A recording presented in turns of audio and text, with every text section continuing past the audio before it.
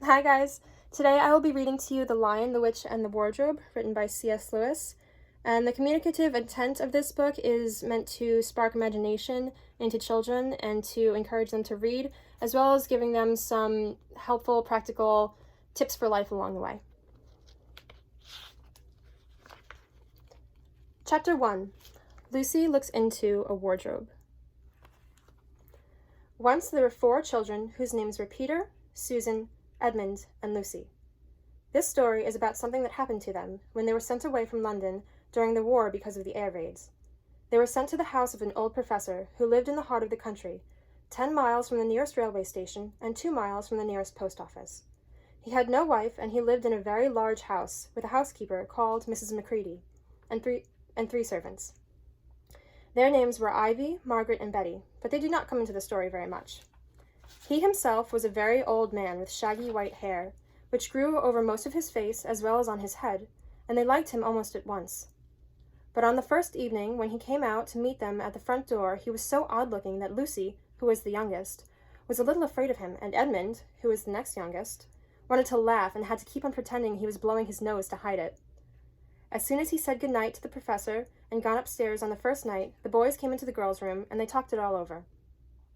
"We've fallen on our feet, and no mistake," said Peter. "This is going to be perfectly splendid. That old chap will let us do anything we like." "I think he's an old dear," said Susan. "Oh, come off it," said Edmund, who was tired and pretending not to be tired, which always made him bad-tempered. "Don't go on talking like that." "Like what?" said Susan. "And anyway, it's time you were in bed." "Trying to talk like mother," said Edmund. "And who are you to say when I'm to go to bed? Go to bed yourself." "Hadn't we all better go to bed?" said Lucy. "There's sure to be a row if we're heard talking here." "No, there won't," said Peter. "I tell you, this is the sort of house where no one's going to mind what we do. Anyway, they won't hear us. It's about 10 minutes' walk from here down to that dining room, and any amount of stairs and passages in between." "What's that noise?" said Lucy suddenly. It was a far larger house than she had ever been in before, and she thought of all those long passages and rows of doors leading into empty rooms, and the thought of that was beginning to make her feel a little creepy. "It's only a bird, silly," said Edmund. "It's an owl," said Peter. "This is going to be a wonderful place for birds. I shall go to bed now.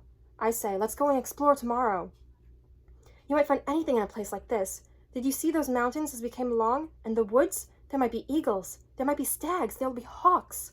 "Badgers," said Lucy. "Snakes," said Edmund. "Foxes," said Susan.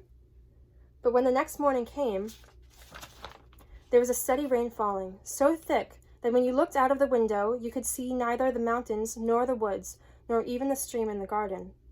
"Of course it would be raining," said Edmund. They had just finished breakfast with the professor, and were upstairs in the room he had set apart for them, a long, low room with 2 windows looking out in one direction and 2 in another. "Do stop grumbling, Ed," said Susan. 10 to 1 it'll clear up in an hour or so, and in the meantime we're pretty well off. There's a wireless and lots of books." "Not for me," said Peter. "I'm going to explore in the house." Everyone agreed to this, and that was how the adventures began. It was the sort of house that you never seemed to come to the end of, and it was full of unexpected places. The first few doors they tried led only into spare bedrooms, as everyone had expected they would, but soon they came to a very long room full of pictures, and there they found a suit of armor, and after that was a room all hung with green, with a harp in one corner, and then came 3 steps down and 5 steps up, and then a kind of little upstairs hall, and a door that led out into a balcony, and then a whole series of rooms that led into each other and were lined with books, most of them very old books, and some bigger than a Bible in a church. And shortly after that they looked into a room that was quite empty except for one big wardrobe, the sort that has a looking-glass in the door. There was nothing else in the room at all except a dead blue bottle on the window-sill. "Nothing there," said Peter, and they all trooped out again. All except Lucy. She stayed behind because she thought it would be worthwhile trying the door of the wardrobe, even though she felt almost sure that it would be locked. To her surprise, it was opened quite easily, and 2 mothballs dropped out. Looking into the inside, she saw several coats hanging up, mostly long fur coats. There was nothing Lucy liked so much as the smell and feel of fur. She immediately stepped into the wardrobe and got in among the coats, and rubbed her face against them, leaving the door open, of course, because she knew that it was very foolish to shut oneself into any wardrobe. Soon she went further in, and found that there was a second row of coats hanging up behind the first one. It was almost quite dark in there, and she kept her arms stretched out in front of her, so as not to bump her face into the back of the wardrobe. She took a step further in, then 2 or 3 steps, always expecting to feel woodwork against the tips of her fingers. But she could not feel it. This must be a simply enormous wardrobe, thought Lucy, still going further in and pushing the soft folds of the coats aside to make room for her. Then she noticed that there was something crunching under her feet. I wonder, is that more mothballs? She thought, stooping down to feel it with her hands. But instead of feeling the hard, smooth wood of the floor of the wardrobe, she felt something soft and powdery and extremely cold. This is very queer, she said, and went on a step or 2 further. Next moment she found what was rubbing against her face and hands was no longer soft fur, but something hard and rough, and even prickly. Why, it's just like the branches of trees, exclaimed Lucy.